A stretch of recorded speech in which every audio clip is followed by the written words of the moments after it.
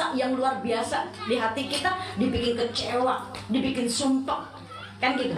Karena Allah yang tahu keadaan kita, ya. Allah yang tahu keadaan kita. Mau kita diuji dengan suami, diuji dengan anak, diuji dengan orang tua, mertua, menantu, semuanya diuji dengan teman. Orang lain gak ada yang tahu bagaimana perasaan kita, bagaimana keadaan hati kita. Tapi ketika panggil Allah, Allah, Allah, Allah, ya Allah, nikmat, nangis, ya gak mikir dunia, kan? Wahai hati yang kecewa, jangan gundah. Air mata yang mengalir cukup udah. Urusan makhluk nih, ya, urusan dunia, ya. Mengharap makhluk pasti kecewa. Mereka hamba tiada kuasa, ya. Jagalah Allah, kau akan dijaga. Cintai Allah, kau akan dicinta. Nikmat gak, Bu? Nikmat gak? Allah, Allah, la ilaha illallah. Wahai hati yang kecewa, janganlah gundah. Air mata yang mengalir cukup udah, kan gitu. Jangan salahkan hati manusia, pasti tak suka terus diminta. Coba ibu tiap hari minta sama makhluk, gedor-gedor pintunya makhluk minta tolong, pasti makhluk gak suka, bener gak, Bu? Ya, sebutuh-butuhnya kita, misalkan tiap hari kita minta tolong, sekali ditolong, 2 kali kita minta lagi, minta tolong lagi, pasti lama-lama kesel. Tapi coba kita minta sama Allah, panggil Allah, ya Allah, ya Allah, hamba butuh nih, ya Allah. Allah senyum, dikasih. La tahzan hambaku, jangan bersedih, aku bersamamu, innallaha ma'ana, kata Allah. Ya kan gitu. Maka jangan salahkan hati manusia, pasti suka, pasti tak suka terus dipinta. Panggillah Allah, Raja Semesta, Maha Penyayang dan Maha Kaya. Wahai hati yang kecewa, jangan gundah. Air mata yang mengalir cukup udah. Yang Maha Dekat satu-satunya mendengar doa tanpa suara. Kadang kita cuma nangis aja, Allah tahu nggak, Bu, keadaan kita? Tahu. Coba kita nangis di ruang tamu, suami kita bingung, ngapain ente nangis? Karena dia nggak tahu bagaimana keadaan kita, perasaan kita, hati kita. Tapi ketika kita nangis di atas sajadah, Allah tahu, Bu. Keadaan kita, sedihnya kita, susahnya kita, apa yang kita minta, Allah tahu. Kan gitu, Allah yang akan meluk kita. Ketika manusia, ya, ketika manusia nggak peduli dengan kita, nggak perhatian sama kita, Allah yang paling perhatian sama kita. Allah yang paling peduli kepada kita. Ketika manusia meninggalkan kita, ketika manusia membenci kita, Allah tak pernah benci kita sekalipun kita banyak maksiat. Ini yang harus difahami. Allah nggak pernah ninggalin kita walaupun kita sering ninggalin Allah, betul nggak? Kadang kalau kita dikasih nikmat, kita ninggalin Allah. Kita janji mau tahajud, bablas. Kita punya uang, janji mau sedekah, lewat. Ya, tapi ketika kita butuh Allah, kita datangin Allah 24 jam, kita gedor-gedor pintunya Allah, Allah nggak marah. Allah senang dipinta, apalagi kita sambil nangis, air matanya kita keluarin. Allah paling tahu keadaan kita. Allah tahu sedihnya kita. Allah tahu apa yang kita butuhin. Itu di saat orang lain nggak ada yang tahu. Yang gitu ya. Allah satu-satunya yang maha dekat, yang mendengar doa tanpa suara. Ya, Allah padamu hamba berserah dalam lautan rahmat cintanya Allah. Duh, nikmat banget, Bu. Nikmat banget. Kita tenggelam dalam rahmat cintanya Allah tuh nikmat banget. Ya, gitu insya Allah. Baik, Ibu yang dirahmati oleh Allah, langsung saja pada pembahasan pelajaran kita hari ini. Silahkan tim Hadroh kalau mau pulang. Ya, bukan saya ngusir ya. Silahkan di rumah udah ini, takut jamaahnya pada nunggu. Jadi beresin dulu di rumah. Hati-hati di jalan ya, Titi DJ Rumah Irama. Hati-hati di jalan, diiringi dengan doa restu. Kita nyambung. Masya Allah. Hati-hati semuanya. Hati. Naik apa nih? Naik apa? Bismillah, hati-hati semuanya. Nah, naik motor. Naik beda. Kan dibayarin dah. Kalau nggak punya duit minta ke Eva.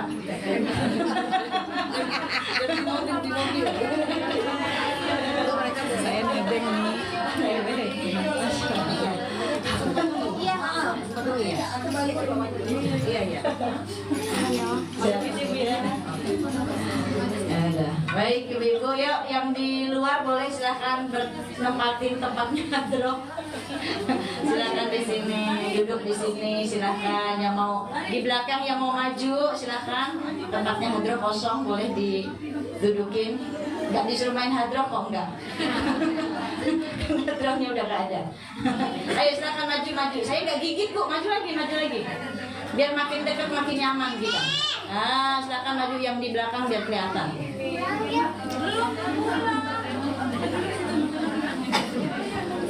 Mau saya buka cadar atau enggak? Buka. Kalau saya buka cadar tapi nggak ada yang boleh videoin, nggak ada yang boleh foto. Tapi saya lagi live bu, nanti kasihan yang online juga pengen menyimak, nanti bingung diarahin kemana. Baik, nanti aja ya bu ya, nanti pas tanya jawab boleh saya buka. Baik, bismillahirrahmanirrahim. Assalamualaikum warahmatullahi wabarakatuh. Innal hamdalillah wassalatu wassalamu ala rasulillah. La haula wala quwata illa billah. Allahumma sholli ala sayyidina Muhammad miftahi wa birahmatillah adada ma fi ilmillah. Salatan wassalaman da'iman bidawal min mulkillah wa ala alihi wa sahbihi adada kulli dar'alfa marah alhamdulillah. Rabbi shrah li sadri wa yassir li amri wa hlul 'uqdatam min lisani yafqahu qawli ya. Nikmat dari Allah masih kumpulkan kita untuk pertemuan yang kedua ya, setiap bulannya majelis rutin. Semoga kita diistiqomahkan oleh Allah ya, diperbaiki segala urusan duniawi kita ya, diperbaiki iman kita, dan insyaallah Allah berikan keridhaannya buat kita semuanya ya. Salawat dan salam untuk manusia mulia baginda Nabi Muhammad SAW. Semoga kelak kita mendapatkan syafaat di yaumil qiyamah. Ibu-ibu yang dirahmati oleh Allah, bulan kemarin kita membahas apa? Belum selesai pembahasannya ya. Masih ingat? Kalau ngaji harus dimurojaah lagi, supaya ingat lagi. Kemarin yang nyatet, kemarin yang nyimak, kan ini orangnya yang sama kan ya? Iya. Apa ada yang baru? Ada yang baru. Terakhir kemarin kita membahas tentang wanita. Wanita berkelas di surga. Wanita yang berkelas di surga. Pengen masuk surga semuanya? Pengen. Tapi udah mantesin diri belum? Jangan bilang belum, sedang on the way. Ya, walaupun on the way-nya wanita itu lama. Kadang kalau janjian on the way, udah on the way, padahal masih di rumah. Betul? Janjian sama suami, ditungguin suami on the way, padahal masih dandan. Betul? Jadi kita semua sedang on the way menjadi wanita berkelas surga. Kenapa on the way? Karena kita ini nggak bisa menjamin diri kita istiqomah. Betul? Hari ini taat, besok lupa. Hari ini rajin ibadah, rajin baca Quran, besok enggak, kan gitu. Padahal Allah Subhanahu wa ta'ala menyukai sesuatu yang diulang-ulang, sesuatu yang sedikit tapi rutin. Ya, sholat duha, gak usah langsung 12 rakaat, sok-sokan besok enggak. Tapi bagaimana sholat duha? 2 rakaat, besok 2 rakaat, besoknya lagi 2 rakaat, yang kontinu tapi menikmati sampai akhirnya tambahin lagi gitu. Nanti akan ada titik di situ bu, akan ada kita menemukan titik yang pengen nambahin, pengen upgrade, pengen naik levelnya gitu ya, kan gitu. Baca Quran 1 lembar dinikmati, besok 1 lembar lagi dibaca sama terjemahannya supaya kita paham. Terus lama-lama kita akan di titik yang di zona yang kita menikmati hal itu, hingga setiap hari kita akan nambah nih bacaan Qurannya. Setiap hari nggak mau ketinggalan nggak baca Quran, karena kan kita sedang berdialog tuh sama Allah, berinteraksi dengan Allah melalui surat cintanya yaitu Al-Quran. Ibu-ibu yang dirahmati oleh Allah, bulan kemarin kita membahas tentang wanita, lebih kepada wanita. Bagaimana wanita itu dalam pandangan Allah, wanita dan laki-laki ini sama di sini tentang pahala amal ibadahnya, ya, tentang pahala amal ibadahnya. Ada di surat An-Nahl ayat 97. Sok ibu dibuka dulu. Yang bawa Qur'annya, besok-besok boleh disediain Al-Qur'an di rumah nih Kak Eva.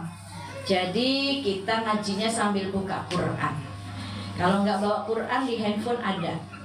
Saya lagi berhalangan ya, jadi saya nggak pegang Qur'an. Silahkan ibu yang mau baca boleh dibaca. Suratnya An-Nahl itu surat ke-16 ayatnya 97. Surat ke-16 ayat 97 bahwa bagaimana laki-laki dan wanita ini sama dalam pandangan Allah, sama di sini urusan beramal soleh mendapatkan pahala juga, pahalanya sama ketika beramal soleh, ya. Boleh, silakan dibaca. Saya sedang berhalangan, nggak boleh baca Quran, nggak boleh pegang Quran. Silakan yang mau baca. أعوذ بالله من الشيطان الرجيم بسم الله الرحمن الرحيم من عمل صالحا من ذكر أو أنثى وهو مؤمن فلنحيينه حياة طيبة وَلَنَجْزِيَنَّهُمْ أَجْرَهُمْ بِأَحْسَنِ مَا كَانُوا يَعْمَلُونَ. Boleh artinya dibaca. Barang siapa mengerjakan kebajikan, baik laki-laki maupun perempuan dalam keadaan beriman, maka pasti akan kami berikan kepadanya kehidupan yang baik dan akan kami beri balasan dengan pahala yang lebih baik dari apa yang telah mereka kerjakan. Ya. Jadi dalam pandangan Allah laki-laki dan perempuan sama, ya, sama-sama jika mereka mengerjakan amal soleh, berbuat kebaikan, maka Allah pun berikan pahala yang sama, nggak ada bedanya, ya. Ini jadi jangan kita ini laki-laki dan perempuan, suami istri mendapatkan semuanya pemimpin. Semuanya mempunyai tanggung jawab apa-apa yang dipimpinnya. Suami menjadi pemimpin dalam rumah tangga, tapi istri tidak menjadi pemimpin di dalam rumah tangga, tetapi jadi ratunya rumah tangga. Yang mengatur semua urusan rumah tangga itu istri. Pemimpin suami hanya mencari nafkah, memberikan haknya dunia, memberikan nafkah dunia, dan memberikan nafkah akhirat. Jadi kalau suaminya nggak ngasih nafkah akhirat, istri boleh menuntut. Maksudnya menuntut itu gimana? Kalau misalkan suami sudah mulai sibuk, jarang ngajak sholat malam gitu ya, ibadahnya sudah mulai jauh, misalkan Pak yuk Pak, enak deh Pak, yuk kita tahajud bareng-bareng, bangunin segala macem, kok kayaknya Bapak udah mulai sibuk banget gitu ya. Nah itu boleh tuh, boleh nuntut urusan akhirat. Tapi kalau urusan dunia, bersyukurlah apa yang diberikan oleh suami, jangan sampai menjadi kufur nikmat. Ibu-ibu yang dirahmati oleh Allah, kemarin membahas tentang wanita, bagaimana wanita itu bisa menjadi anugerah dan bisa menjadi fitnah. Karena fitnah terbesar, awal fitnah di Bani Israel itu adalah wanita. Bahkan Rasulullah SAW bersabda, diriwayatkan oleh Usmah bin Zaid, Rasulullah SAW mengatakan tidak ada fitnah yang paling membahayakan kaum laki-laki setelah zamanku kecuali fitnah dari kaum wanita. Ya, ini Masya Allah. Dulu di zaman jahiliyah wanita itu gak dimauin, Bu. Wanita itu hina banget. Ya, ada wanita dilecehkan lah. Bayi lahir perempuan dikubur, ya, dibunuh. Benar-benar tidak mau ada generasi perempuan. Tetapi ketika baginda Nabi Muhammad SAW, ketika beliau diutus oleh Allah menyebarkan rahmat, ya, membawa cinta, membawa perdamaian, dan akhirnya wanita menjadi mulia, dimuliakan oleh baginda Nabi Muhammad SAW dengan satu surat yang baginda Nabi minta kepada Allah diturunkan satu surat ini, suratnya ini untuk memuliakan wanita. Ketika dulu para budak ini diganggu karena yang bisa dilihat ciri-cirinya ya karena terlihat ya, maka begitu surat ini turun wanita jadi mulia, jadi pembeda ya. Suratnya apa? Al-Ahzab ayat 59. Apa di situ perintahnya? So, boleh dibuka lagi. Kemuliaan seorang wanita yang diminta oleh Rasulullah SAW kepada Allah Subhanahu wa Ta'ala supaya wanita itu mulia, supaya wanita itu terjaga, supaya wanita itu mudah dikenali. Maka Rasulullah meminta diturunkan satu surat ini. So, boleh dibaca lagi? Al-Ahzab ayat 59. A'udzu billahi minasyaitonir rajim. Ya ayyuhan nabiyyu qul li azwajika wa banatika wa nisa'il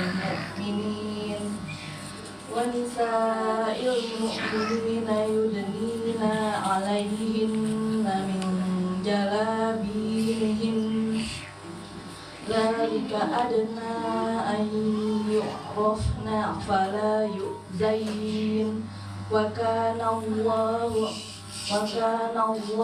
ghafurur rahima.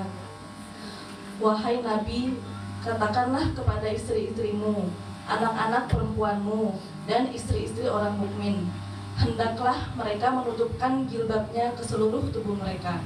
Yang demikian itu agar mereka lebih mudah untuk dikenali, sehingga mereka tidak diganggu.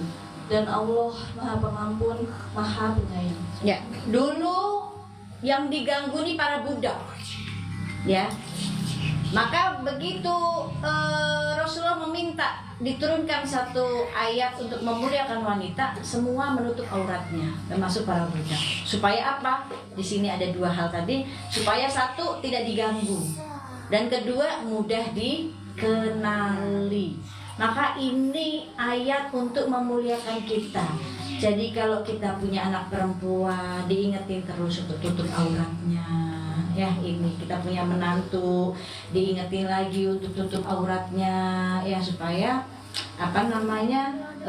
supaya menjadi mulia, kan gitu. Ibu-ibu yang dirahmati oleh Allah, jikalau kita nih kepengen menjadi wanita yang dirindu surga, wanita yang dipilih oleh Allah yang memang pantas kita untuk ditempatkan di surga, digolongkan bersama golongan Sayyidah Fatimah putri Rasulullah SAW, penghulunya wanita di surga, pemimpinnya wanita di surga. Maka ketika kita ingin memantaskan diri nih, misalkan kita mau hijrah, aduh saya mau hijrah gitu. Hijrah itu apa sih? Ya, hijrah itu kita kembali meninggalkan apa-apa yang menurut kita nggak manfaat, menurut kita mudorot, maka kita tinggalkan. Jadi hijrah itu ada dua hal. Ada yang harus kita tinggalkan dan ada yang harus kita tuju.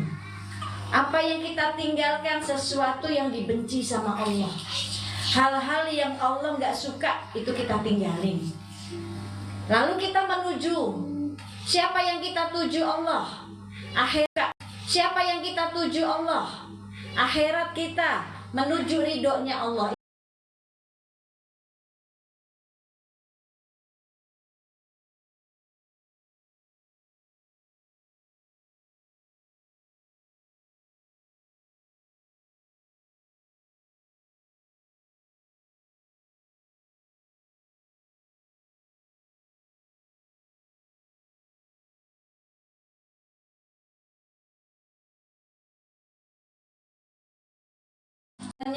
Diajak hijrah juga.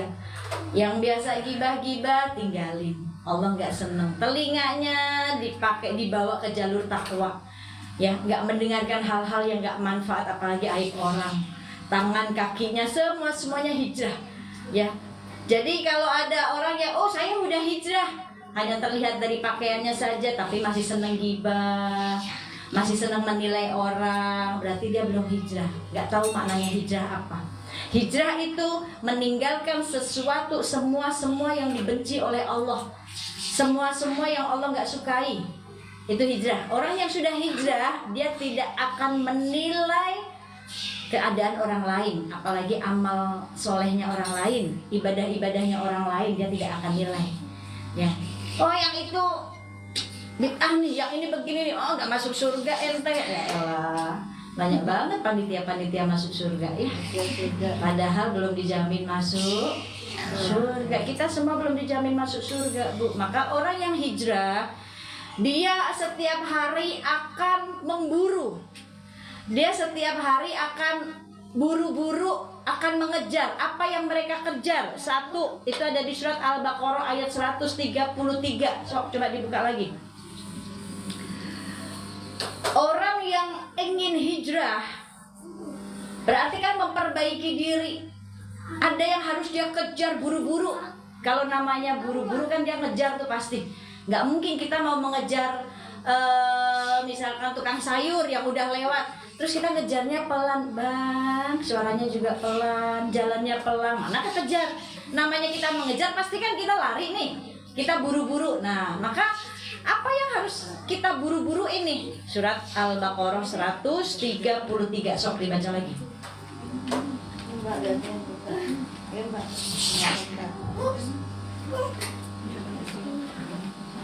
Yang nggak bisa baca Arabnya boleh langsung terjemahannya.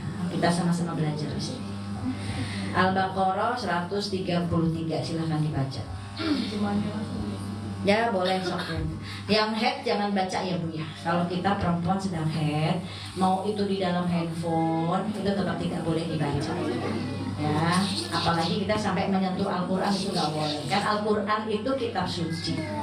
Al-Quran itu ayat-ayat sucinya Allah. Berarti boleh dibaca dalam keadaan kita sedang bersuci. Ya. Sok. Oh ya,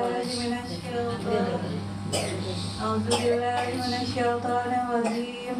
Bismillahirrahmanirrahim. Am kuntum syahada'a idh hadara Ya'qubal maut idh qala li bainihi ma ta'buduna min ba'di qalu na'budu ilaika wa ilaiha abaika Ibrahim wa Ismail wa Ishaq ilahan wahid wa nahnu lahu muslimun. Sadaqallahul azim. Apakah kamu menjadi saksi saat maut akan menjemput Yakub ketika dia berkata kepada anak-anaknya, apa yang kamu sembah sepeninggalku? Mereka menjawab, kami akan menyembah Tuhanmu dan Tuhan nenek moyangmu, yaitu Ibrahim alaihissalam, Ismail alaihissalam, dan Ishak alaihissalam, yaitu Tuhan yang Maha Esa, dan kami hanya berserah diri kepadanya. Surat apa tadi? Maaf. Salah, bukan Al-Baqarah. Maaf. Surat Al-Imran coba, ayat 133. Tadi nggak sesuai. Coba. Betul? Ya, coba dibaca, Ibu, silahkan.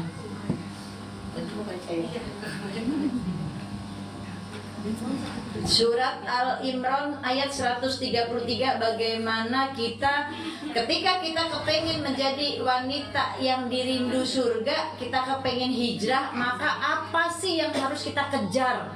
Apa yang harus kita buru-buruin? Coba surat Al-Imran ayat 133. A'udzu billahi minasyaitonir rajim. Bismillahirrahmanirrahim.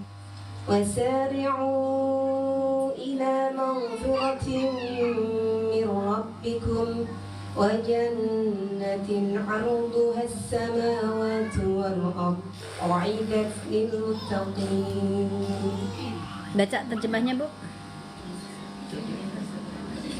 Dan bersegeralah kamu mencari ampunan dari Tuhanmu dan mendapatkan surga yang luasnya seluas langit dan bumi yang disediakan bagi orang-orang yang bertakwa. Ya. Di sini ada dua yang harus kita buru-buru, yang harus kita kejar.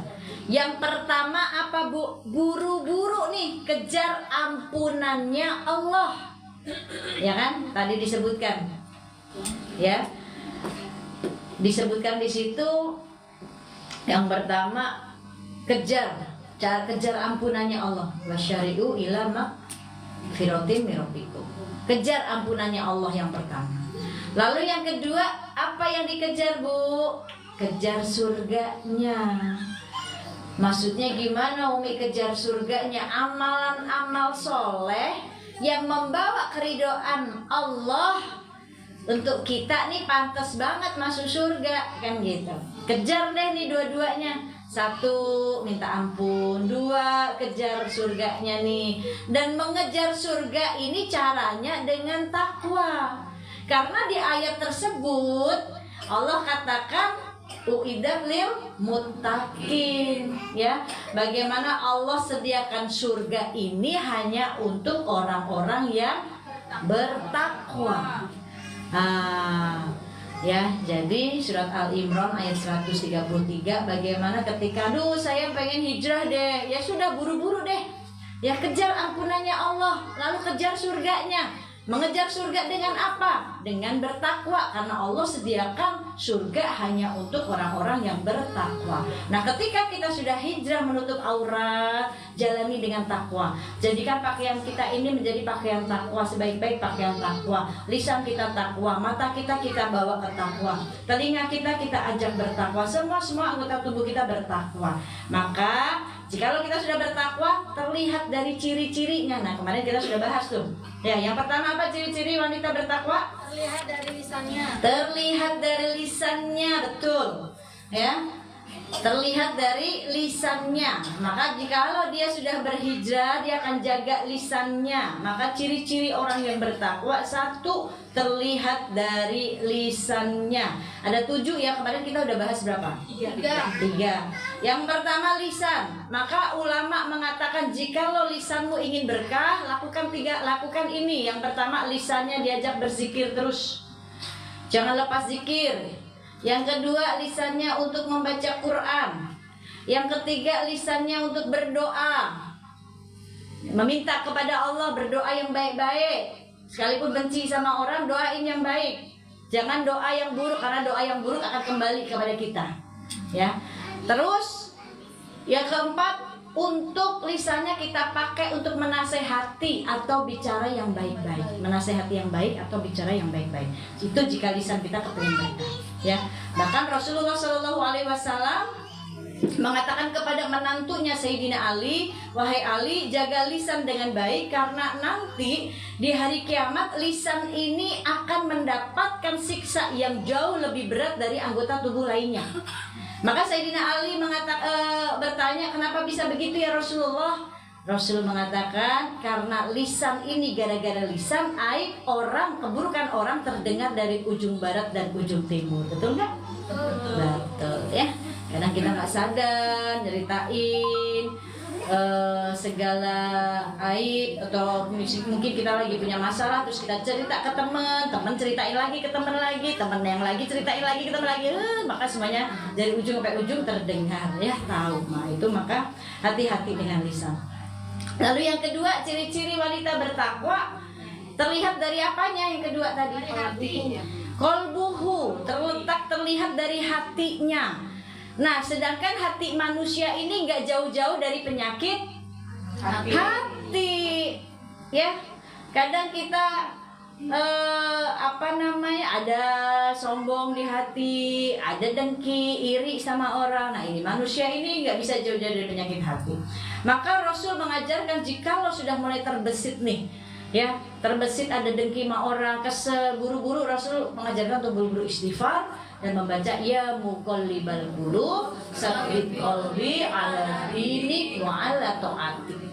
Ya, atau baca Rabbana la tuzigh qulubana ba'da idh hadaitana wa hab lana min ladunka rahmah innaka antal wahhab. Ya Allah, jangan kau condongkan hatiku dalam kesesatan setelah engkau memberikan petunjuk kepadaku. Nah, itu baca itu. Karena kemarin dibahas bahwa hati manusia ini ada 3 macam, apa saja? Hati yang bersih, hati kolbun sahihun, hati yang bersih, hati yang gak ada penyakitnya nih. Karena dia tahu, ya Allah ini memandang hati kita, hati tempat pusat pandangannya Allah. Allah jika ingin memberikan nur, memberikan cahaya ke dalam hati kita, memasukkan cahaya di dalam hati kita, memberikan petunjuk hidayah, maka Allah lihat dulu keadaan hati kita. Maka ada orang yang gak mau ngotorin hatinya dengan benci sama orang, gak mau ngotorin hatinya dengan dengki sama orang, gak mau. Nah, maka dia bersihkan hatinya. Nah, ini hati kolbun sahihun, hati yang bersih. Yang kedua, kolbun maridun, punya hati tapi banyak penyakit. Nah, ya kadang udah stadium 4 nih, udah kronis banget sakitnya.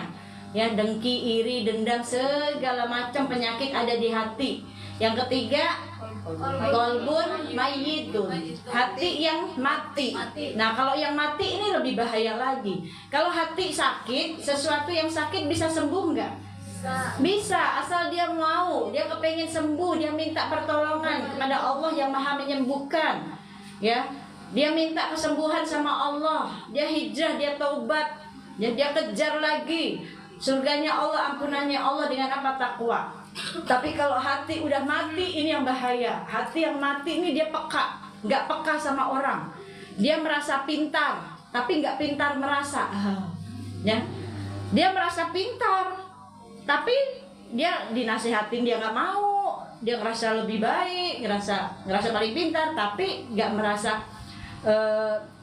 nggak pintar merasa, gitu. Nggak pintar merasa nih. Saudaranya susah, bodo amat, yang penting saya nggak susah. Nah, itu dia nih, nggak pintar merasa nih, tapi merasa pintar, merasa paling segalanya. Nah, ini hati yang mati, bahaya. Maka ketika dia hatinya mati, dia nggak buru-buru minta pertolongan sama Allah untuk disembuhkan. Allah akan kunci hatinya, khotamallahu ala qulubihim, seperti orang kafir. Mau dinasehati, mau diberikan peringatan, ya dia tidak peduli. Nah, itu ya. Jadi naudzubillah min dzalik.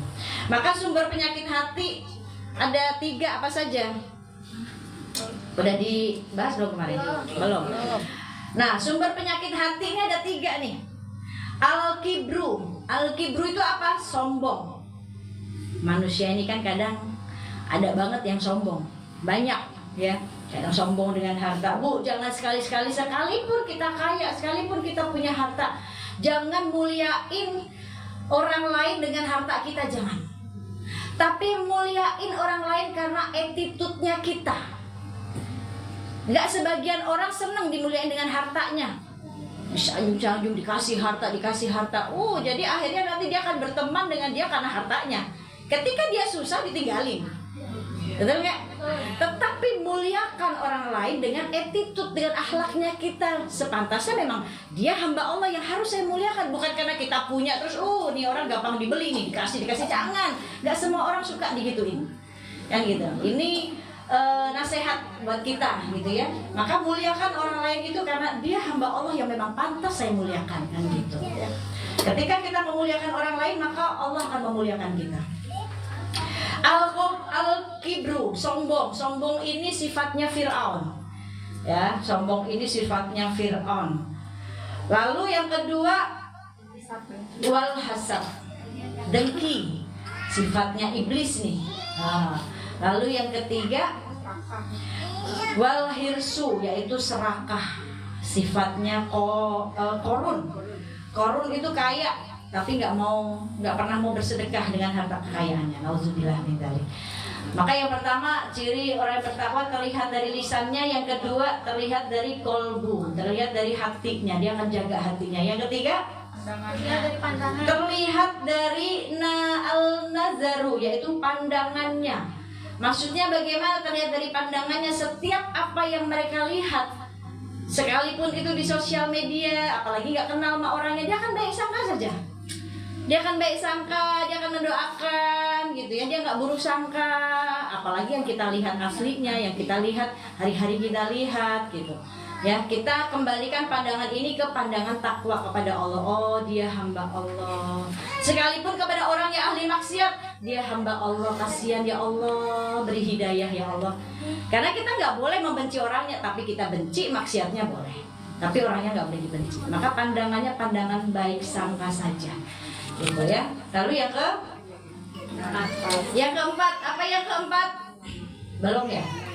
Wanita, ciri wanita yang bertakwa terlihat dari yaduhu. Apa itu yaduhu? Tangannya. Tangannya ini dipergunakan untuk apa?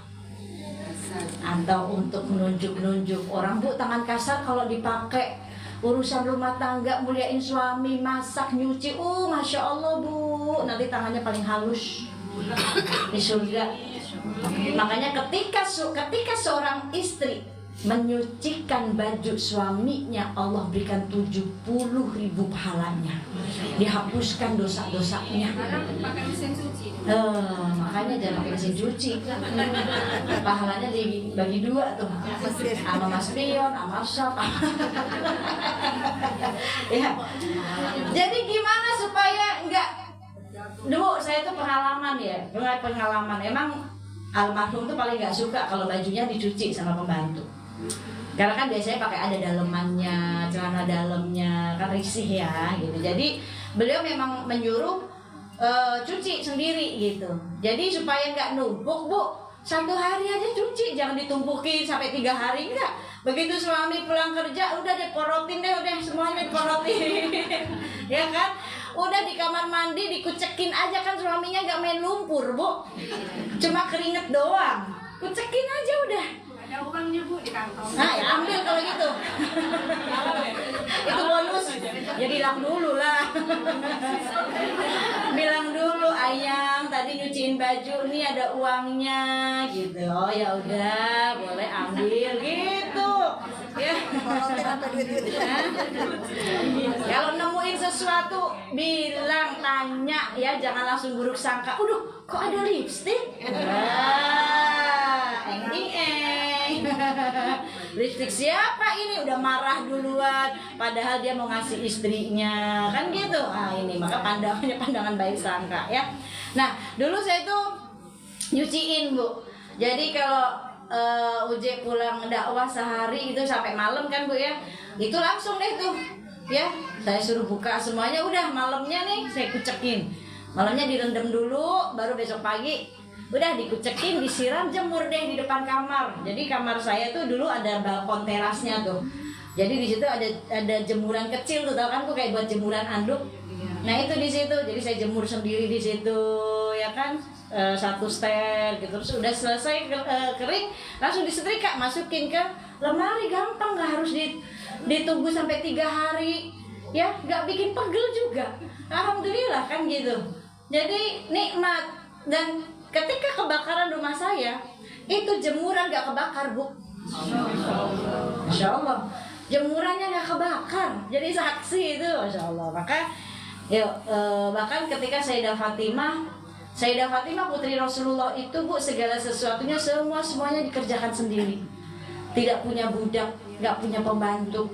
Bahkan sampai Sayyidina Ali nih merasa kasihan kepada istrinya dan meminta kepada Rasulullah, wahai istriku, ayahmu sudah membebaskan para budak. Ayahmu hari ini membebaskan para budak. Para budak tuh istilahnya pembantu ya. Para budak yang ditawan dibebaskan oleh Rasul. Maka mintalah 1 budak untuk membantu pekerjaanmu, kata suaminya, kata Sayyidina Ali. Maka Fatimah karena taat kepada suaminya, dia datengin. Beliau datengin Rasulullah, ayahnya, dan meminta, wahai ayahku, aku mendengar engkau membebaskan budak. Bolehkah aku minta 1 budak untuk membantu pekerjaan rumahku? Namanya seorang ayah kalau diminta anaknya kan apapun dikasih ya, Bu ya. Tapi Rasul tidak mendidik Fatimah seperti itu. Dan Rasul memberikan kepada Fatimah sesuatu yang jauh lebih baik dari itu. Aku akan berikan kepadamu sesuatu yang jauh lebih baik dari itu. Bacalah subhanallah, alhamdulillah, la itu jauh lebih baik dari semua yang kau minta. Kan gitu.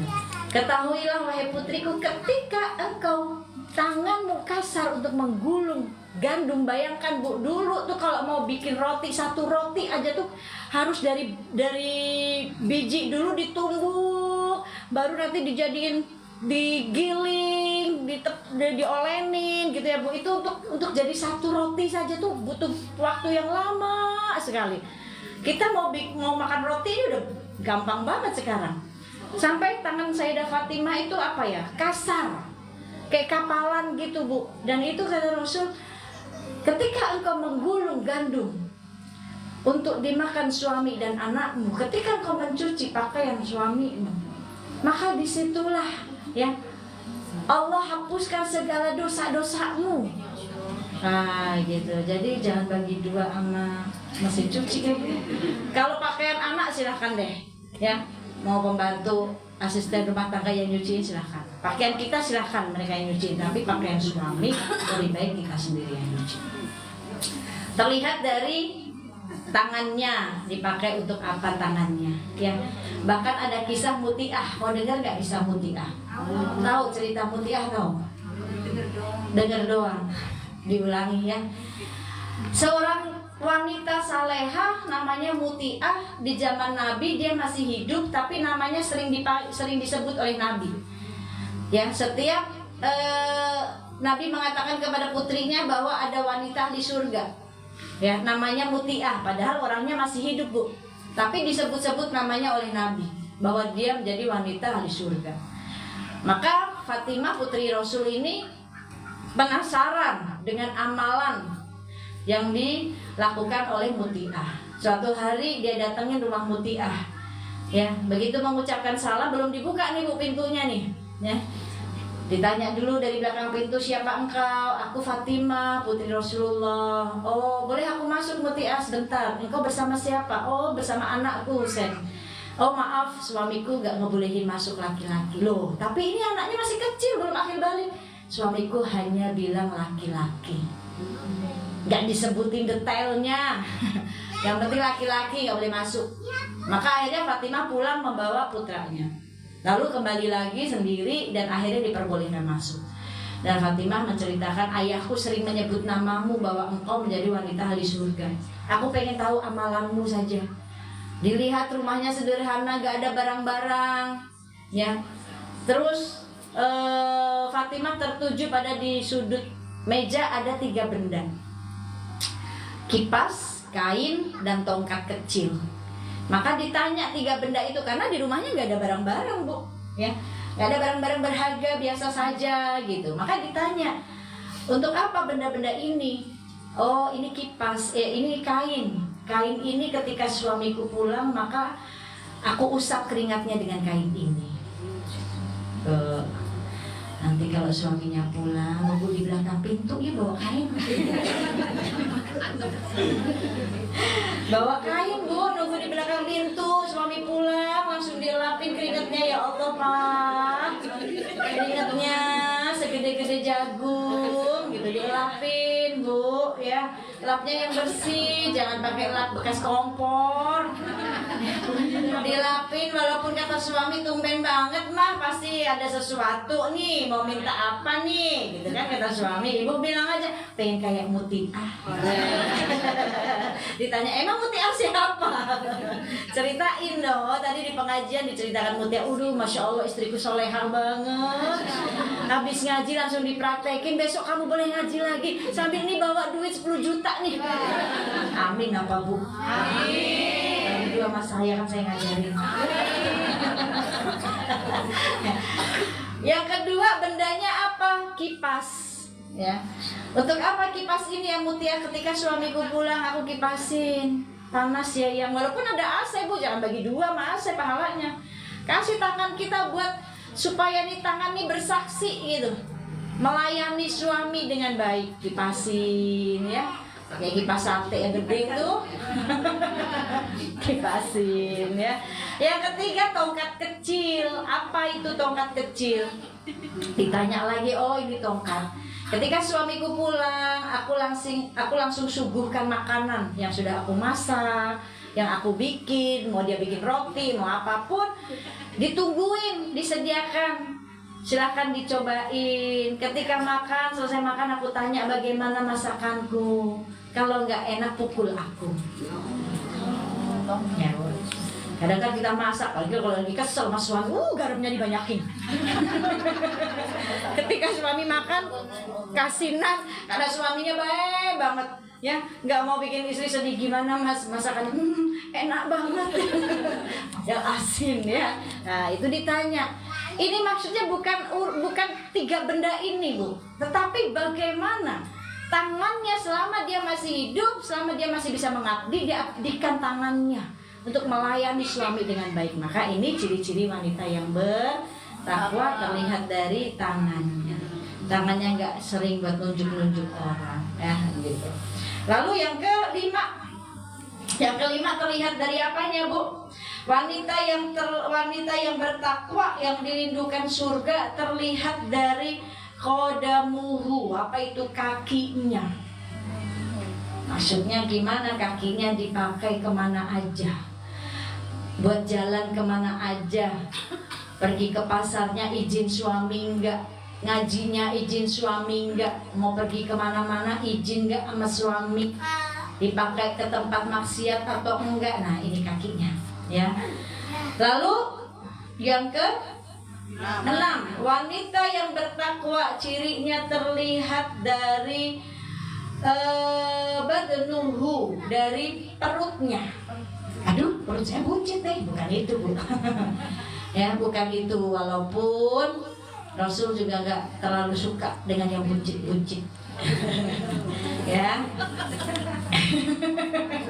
Sama bu, saya juga buncit. Langsung megang perut. Ya. Terlihat dari perutnya, maksudnya bagaimana? Sesuatu yang dia masukkan ke dalam perut, ke dalam mulutnya, makanan yang dia masukkan, halal haramnya dia harus perhatikan. Bukan hanya halal saja, tapi makanan itu halalan thayyibah, halal dan baik, kan gitu ya. Dan halal bukan hanya tulisan halal biasa. Maka ibu-ibu ini penting nih, kalau ibu lagi ke mall, mau makan di restoran, tanya dulu ya, jangan hanya tulisan halal pakai bahasa Arab gitu terus kita makan, jangan. Tapi tanya, ini restoran sudah dapat sertifikat halal dari MUI belum? Ya, harus ada seperti itunya. Harus, kalau dia belum tunjukin belum, tapi halal kok, nggak ada pok, tapi di situ ada wine, haram bu. Ya, nggak boleh gitu. Karena kita takut. Ya, kalau ulama yang takut itu dia takut nanti wine-nya itu atau masuk ke dalam makanan atau apa, walaupun dia nggak jual pok, nggak jual babi, tapi komposisi yang lainnya, misalkan kayak ibu kalau suka makan fish and chip, pernah dengar makanan fish and chip? Nah, alhamdulillah karena memang saya sama Uje itu senang. Ya, ketika kita mau makan suatu hari kita mau makan fish and chip tuh, yang ikan ditepungin tuh bu, ya. Terus ketika mau makan, chefnya itu bilang, Uje jangan ini deh, katanya gitu. Loh kenapa? Ini pakai wine. Loh kok bisa? Ini kan ikan. Ya, jadi kalau ketika masak fish and chip itu, ketika supaya menghilangkan amisnya dan supaya tepungnya itu menempel dan gurih krenyes, itu pakai wine campurannya. Itu chefnya yang bilang. Tapi ada sebagian yang enggak. Jadi kalau ngelihat yang tepungnya mengembang, tepungnya yang crispy, mekar gitu ya. Nah ibu tanya dulu tuh kalau pesen fish and chip, tanya ini adonannya ada campuran wine-nya enggak gitu. Pasti chefnya nanti akan bilang oh enggak kok gitu. Jadi ada yang bilang, ya, alhamdulillah chefnya itu jujur. Jadi kalau bikin fish and chip memang begitu, ada campuran wine-nya supaya hamisnya hilang, terus tepungnya itu meresap dan mengembang. Nah itu halal haramnya harus dilihat, tanya. Karena kalau restoran sudah mengeluarkan sertifikat Majelis Ulama Indonesia, berarti Majelis Ulama Indonesia sudah mengecek semua, komposisinya semuanya itu sudah dicek. Seperti makanan sushi misalkan, kalau ibu suka sausnya itu harus dilihat apakah itu ada mirinnya, kan gitu ya, ditanya dulu. Susinya mah insya Allah halal, orang itu dari dari apa? Dari nasi, rumput laut, ikan, salmon dan segala macamnya ya. Tapi itunya yang sausnya itu yang ditanya. Campurannya ini ada mirinnya enggak gitu. Susinya boleh dimakan tapi sausnya itu yang harus ditanya.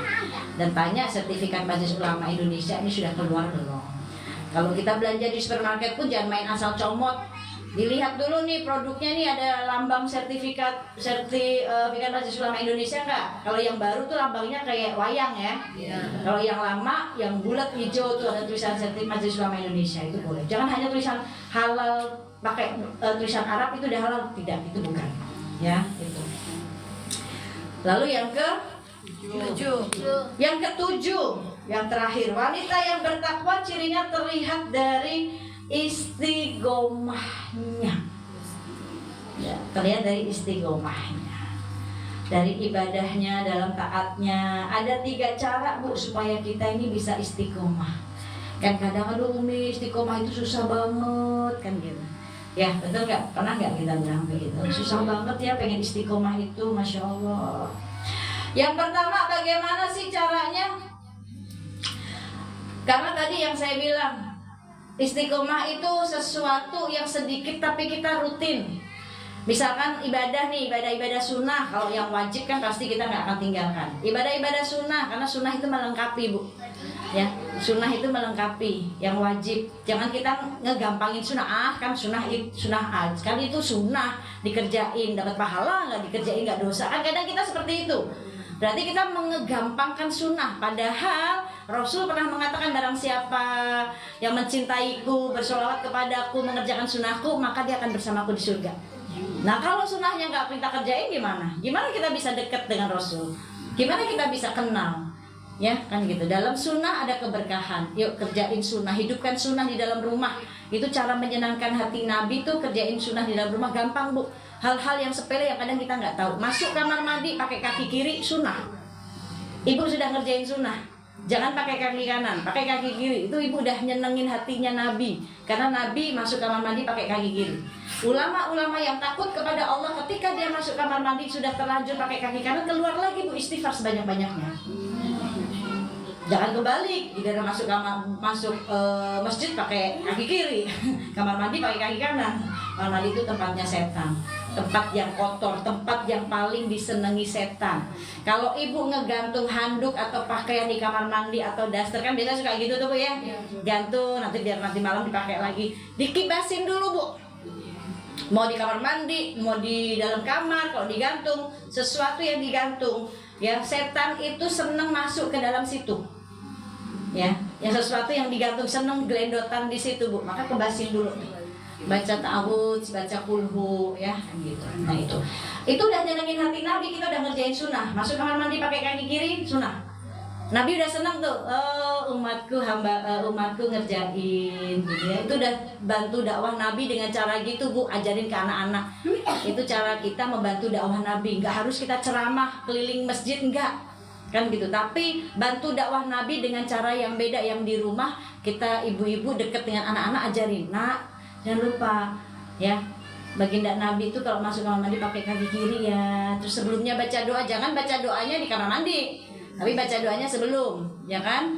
Terus hati-hati juga nih kalau ibu nempelin tulisan doa masuk kamar mandi, supaya anak kita sebelum masuk kamar mandi kan dibaca tuh, ya kan. Allahumma inni a'udzubika minal khubuthi wal khaba'is. Kan kita tempel tuh di kamar mandi. Kalau pintunya dibukanya ngadep keluar boleh. Tapi kalau pintunya ngadepnya ke dalam boleh. Itu ayat Qur'annya ada di dalam kamar mandi, itu nggak boleh. Ya, itu sunnah. Ya, terus di dalam adab di kamar mandi sediain sendal Bu. Sediain sendal. Ya. Kenapa? Supaya nggak terlihat nih kita sama setan. Nah, karena kamar mandi banyak setannya.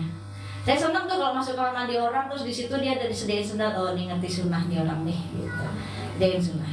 Ya, terus kalau kita lagi pup ya, nggak boleh dibuka semuanya Bu. Walaupun ibu mau sekalian mandi, tapi jangan dibuka semuanya. Ketika lagi buang kotoran ya, pakai dulu pakaiannya gitu. Atau tutupin pakai anduk. Bahkan sunahnya itu rambutnya kita tuh harus ditutup, Bu. Mau pakai anduk, mau pakai ciput, nah itu boleh ya. Terus yang lama-lama di kamar mandi jangan sampai nyanyi-nyanyi gitu, itu jangan. Habis setel musik jangan. Ya. Disegerakan di kamar mandi, terus keluar pakai kaki kanan. Itu sudah membantu dakwah Nabi. Sudah bikin Nabi senang. Ajarin ke anak-anak. Makan minum pakai tangan kanan, sambil duduk ajarin ke anak-anak, dakwahin. Ketika kita minum pakai tangan kiri, makan pakai tangan kiri sambil berdiri. Itu setan udah seneng banget, Bu. Ya kan gitu. Itu sunnah ya. Nah, sahabat kalau melihat ada orang minum tangan kiri langsung disenggol, Bu, supaya minumannya itu tumpah. Supaya nggak masuk, karena tadinya minuman itu jadi berkah, jadi itu minumnya setan. Nah ini hati-hati juga, kadang kita di brainwash, kadang kita dicuci otak kita nggak sadar. Ketika kita makan steak, tahu steak? Ya, steak tahu ya? Steak golf. Bukan, steak makanan steak itu makanan dari mana? Dari luar lah ya, dari bule, makanan bule. Ibu bule nggak? Pale ya. Kalau makan steak, orang kafir tahu, orang Islam makannya tuh pakai tangan kanan, bukan pakai tangan kiri. Tapi kadang kita di brainwash, dicuci otak kita nggak sadar. Makan steak disediain pisau tangan kanan, garpu tangan kiri. Orang refleks makan steak dipotong dagingnya pakai tangan kanan, makannya pakai tangan kiri karena tangan kirinya disediain garpu. Lalu bagaimana supaya kita tetap makan dengan makanan yang akhirnya makanannya bikin kita berkah, selamat, kita ngerjain sunnah? Potongin dulu tuh steaknya, dipotongin dulu semuanya. Ajarin ke suami, ajarin ke anak-anak ya, potongin steaknya. Terus baru udah selesai potongin, ambil garpunya pakai tangan kanan, makan. Gak mengurangi nilai steaknya, gak mengurangi rasa nikmatnya, tapi makan tambah berkah. Ketika kita makan steak yang mahal, rasanya enak, tapi ketika makannya pakai tangan kiri, itu makan sama setan. Cara makannya setan. Yang makanannya tadinya berkah jadi gak berkah. Ya ini. Hati-hati. Terus kalau mau bercermin, ajarin anak baca doa. Terus kalau mau makan nih, Bu, Rasul nih sunnahnya membiasakan ketika mengambil makanan, ambil makan yang terdekat dulu, yang mudah dijangkau, jangan jauh. Aduh, ambilnya begitu, jangan. Ambil sesuatu yang mudah dulu ya, Bu ya. Ini Rasul ya, yang dekat ya ambil. Ya itu sunnah. Kan kadang kita, saya mau yang itu, wah kita sampai ngelangkahin orang. Ntar mikir dulu kepala kamu yang mengambil itu. Nggak boleh ya, Bu ya. Terkecuali ini mejanya kita bisa diputer. Kayak meja-meja restoran tuh diputer, mau ambil itu boleh. Kalau nggak bisa, ya udah ambil yang ada dulu. Kecuali boleh minta tolong ya, ambilin. Ya. Terus mau tidur tebahin kasurnya, apa nih, bebasin 3 kali. Ketika 1 jam saja kasur itu tidak kita tidurin, tetap kita harus kibasin. Karena banyak jin-jin yang tidur di atas kasur itu. Jangan sampai kita tidur sama jin, ya kan gitu. Maka kibasin dulu, baca ta'awudz, baca kulhu, ya. Terus tidur, setelah itu madep sambil tadi baca yang diberikan Rasul yang terbaik. Baca apa tadi yang disuruh Fatimah? Subhanallah 33 kali, Alhamdulillah 33 kali. Lalu ketika kita sholat nih, Bu, selesai sholat jangan lupa jangan sampai kita tertinggal baca ayat kursi. Terus baca zikir 99 tadi tuh. Subhanallah 33 ya. Alhamdulillah, Allahu Akbar, la ilaha illallah. Baik. Maka kalau kita ngerjain sunnah, terus kalau kita masuk rumah nih, Bu, mau itu rumah ada orangnya nggak ada orangnya, ya baca assalamualaikum ayyuhan nabiyyu wa rahmatullahi wa barakatuh. Kita ucapkan itu, assalamualaikum ayyuhan nabiyyu wa rahmatullahi wa barakatuh. Supaya apa? Rumah itu dapat nurnya Nabi. Nah, kan gitu ya, Bu ya. Lalu yang terakhir, Oh ya, ketujuh udah ya. Oh, Masya Allah, istiqomah. Yang pertama, bagaimana cara istiqomah? Karena itu urusan ibadah itu tadi sunnah ya. Yang sunnah dikerjain, jangan gampangin sunnah. Oh, dua dulu, besok dua lagi, dua sampai dinikmati. Besok kalau udah nikmat, tambahin lah 4 gitu. Sedekah juga gitu Bu, ya. Mau 5.000 setiap hari ada sedekah. Atau 2.000. Besok 2.000 lagi, rutin gitu ya. Jadi itu jadi tabungannya kita. Jadi biasain yang rutin tapi continue. Yang pertama, bagaimana tipsnya supaya kita bisa istiqomah? Paksakan semua hal tentang kebaikan ya. Semua hal tentang kebaikan tuh paksain dulu Bu ya. Karena lama-lama kita akan terbiasa kan gitu kan. Mau beda, paksain deh. Lama-lama kita akan terbiasa. Jangan kasih waktu yang sisa. Buat Allah tuh jangan disisain waktu. Dikasih waktu yang sisa setelah urusan dunia, baru sisa-sisanya kasih waktu buat Allah. Setelah buka sosial media seharian, puas banget buka sosial media ya. Sosial media kan ada banyak rukunnya Bu. Ya, kalau rukun iman kan ada 6. Ya Bu ya. Rukun Islam ada 5. Kalau rukun sosial media ada Facebook, ada Instagram, ada IG, ada TikTok, ada Twitter, ada apa lagi Bu? Ada Telegram, ada WA, ada apa lagi tuh, banyak banget.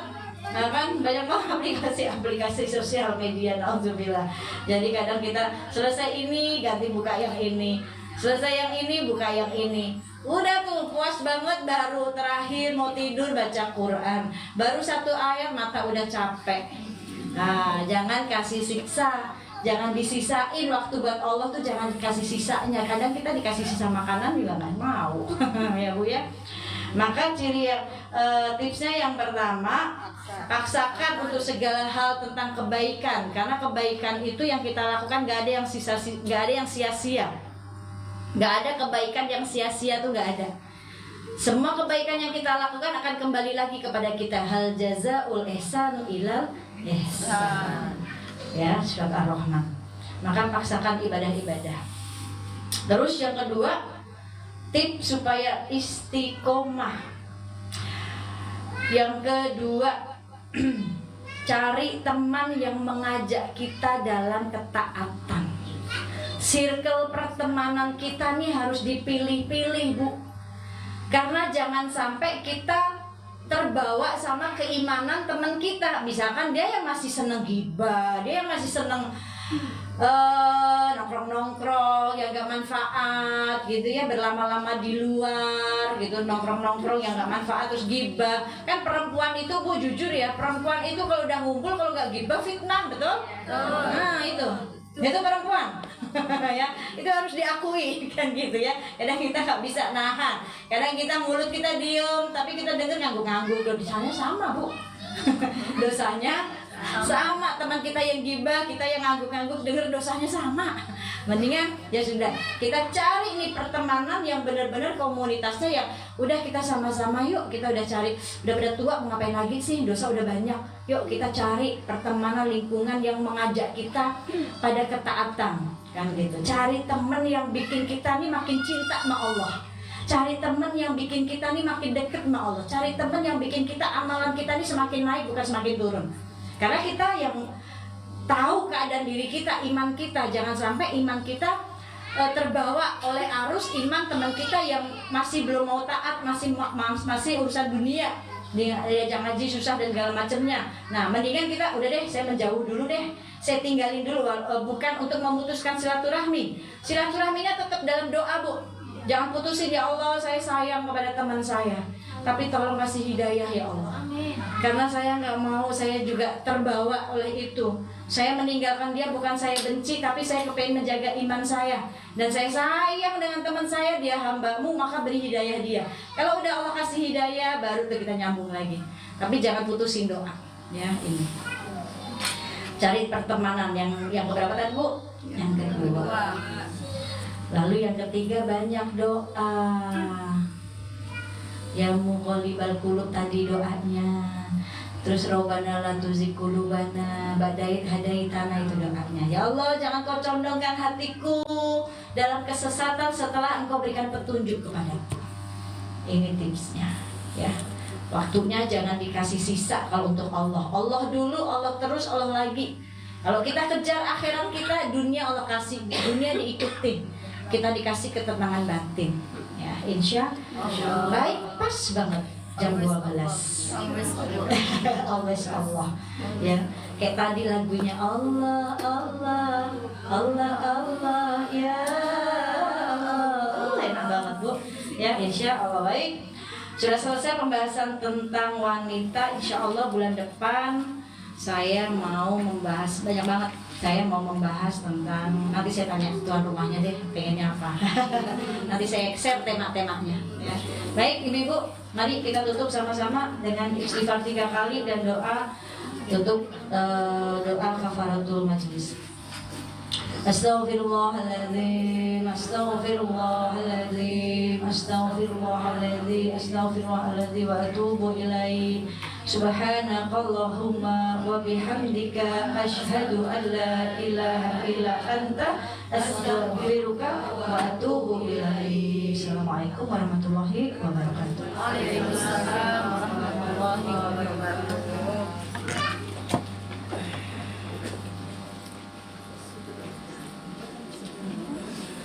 Saya sedang halangan ya Bu, jadi nggak bisa mimpin sholat. Silahkan kalau mau sholat.